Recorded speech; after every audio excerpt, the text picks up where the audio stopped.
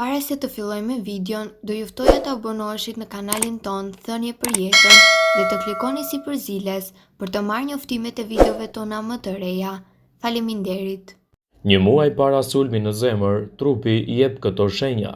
Mos I neglizhoni, mund t'ju kushtojë jetën. Shëndeti I zemrës kërkon një përkujdesje të vazhdueshme. Përdorni këto këshilla që të qëndroni larg rrezikut të saj. Shëndeti I zemrës përmirësohet nëse ushqeheni mirë, konsumoni suplemente si omega 3 ose hekuri, si dhe merreni me aktivitet fizik. Ataku në zemër është një nga sëmundjet më të përhapura të zemrës në vendin tonë. Në Shqipëri, 9.000 njerëz vdesin çdo vit për shkak të sëmundjeve që lidhen me zemrën. Sëmundjet kardiovaskulare janë shkaktare të shumë të vdekjeve në botë. Sëmundjet kardiovaskulare përfshin edhe defektet e zemrës, aritminë dhe sëmundjet e arterieve koronare. Shëndeti I zemrës përmirësohet nëse ushqeheni mirë, konsumoni suplemente omega 3 hekur si dhe kryeni aktivitete fizike. Megjithatë, ju duhet t'i vini veshit trupit tuaj që është në gjendje të paralajmërojë një atak në zemër. Një atak në zemër ndodh kur gjaku I pasur me oksigjen që rrjedh në vena krejt papritur, has një pengesë dhe nuk mund të arrijë në muskulin e zemrës. Si pasojë, kjo pengesë e zemrës nis dhe vdes për shkak të mungesës së oksigjenit. E gjithë zemra mund të shuhet nëse nuk ushqeheni me gjak. Nëse kundërveprimi është më I ngadalt, atëherë zemra rresh së rrahuri dhe njeriu humbet jetën. Një nga shenjat e para është lodhja. Lodhja e tepërt pa shkak është një prej shenjave të para të atakut në zemër. Është më se normale të ndjeni të lodhur pas një dite stresuese, por nëse lodhja është kronike, atëherë duhet të shqetësoheni dhe të kryeni analizat e duhura. Nuk është natyrale të ndiheni të lodhur pasi nuk keni fjetur mirë, keni ngrënë mirë dhe keni bërë disa gjëra gjithë ditën. Çrregullimet e gjumit janë një tjetër tregues paralajmërues I ataku në zemër. Në këtë mënyrë, subkonscienca apo ju tregon se diçka nuk po shkon. Çrregullimet e gjumit mund të jenë pasojë të nevojës për të urinuar më shpesh, etjes së madhe dhe nevojës për ujë. Konsultoni me një mjek dhe siguroni që gjithçka është në rregull. Një tjetër shenjë paralajmëruese është mungesa e frymëmarrjes. Nëse zemra nuk furnizohet mjaftueshëm oksigjen, atëherë do ju duket sikur ju mungon ajri. Tretja e keqe është një tjetër shenjë paralajmëruese ataku në zemër. Nëse stomaku është gjithmonë I trazuar, atëherë diçka nuk shkon. Keni parasysh se tretja problematike mund të shkaktohet edhe nga ngushtimi I ushqimeve pikante. Nëse ndjeni dobësi në pjesën e krahut dhe ankth në rritje, atëherë edhe kjo mund të jetë një tregues I ataku në zemër për shkak të mungesës së oksigjenit. Kur kjo ndodh, zemrës I dërgohet një sinjal shpinës. Të gjitha nervat shpërndahen në krah dhe shkaktojnë ndjesi të dhimbjes. Nëse ndjeni mpirje të duart, atëherë një atak në zemër mund të ndodhë nga momenti në moment. Nëse kuptoni që keni këto simptoma, bëni menjëherë një konsult me mjekun specialist për të evituar kështu çdo komplikacion të mundshëm që mund t'i kanoset shëndetit tuaj. Një studim I ri publikuar në gazetën e Shoqatës Amerikane të Zemrës pohon se personat që përjetojnë në dhimbje muaj pas një ataku në zemër përballen me një rrezik të shtuar të humbjes së jetës. Përfundimi I këtij studimi sugjeroi se simptomat e dhimbjes mund të veprojnë si një parashikues I rrezikeve shëndetësore dhe mbijetesës së një personi për një atak në zemër. Sipas Shoqatës Amerikane të Zemrës, një atak në zemër ndodh afërsisht çdo 40 sekonda në SBA. Me moshën mesatare të personave të vlerësuar në 65.6 vjeç për burrat dhe 72 vjeç për gratë. Dhimbja është një simptom I mjaft e zakonshme pas një sulmi në zemër dhe zakonisht është për shkak të ekzistencës së kushteve të tjera shëndetësore. Sipas ulëntimeve të reja mund të përshkojmë edhe mbijetesën afatgjat, shkakton humbje të konsiderueshme në funksionalitet dhe mund të çojë në paaftësi. Ulëntimet tregojnë se është I lidhur me një rrezik të lartë të sëmundjeve kardiovaskulare dhe humbjes së jetës, citon autorja e studimit Linda Wixner, profesore asociuar e shkencave mjekësore në Shkollën e Shëndetit të Mirëqenies në Universitetin Dalarna në Suedi.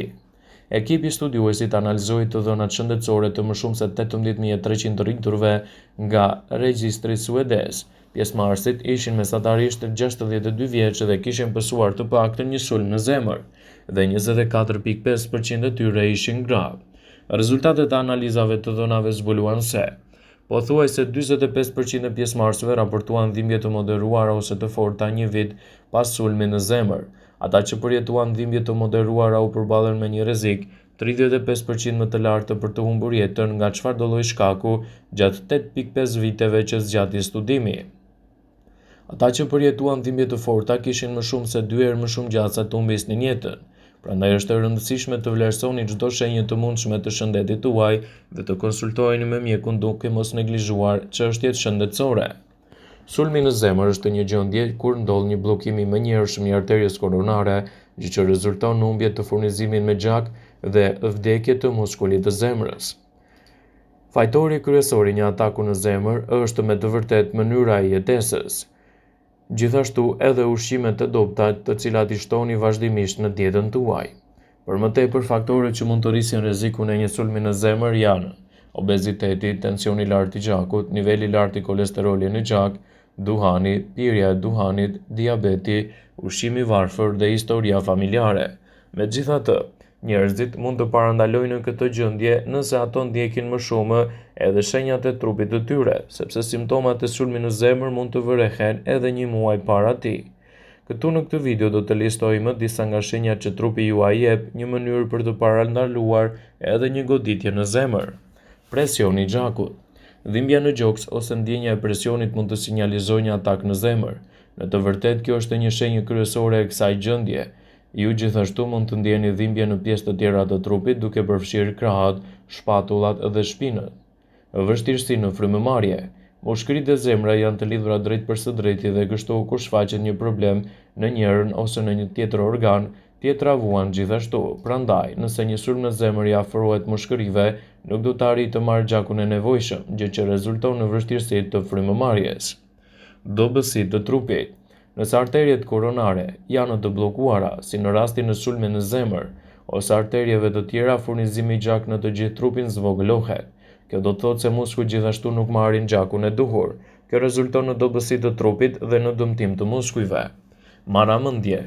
Kjo shenjë lidhet edhe me furnizimin dhe qarkullimin e gjakut, sidomos me truprin.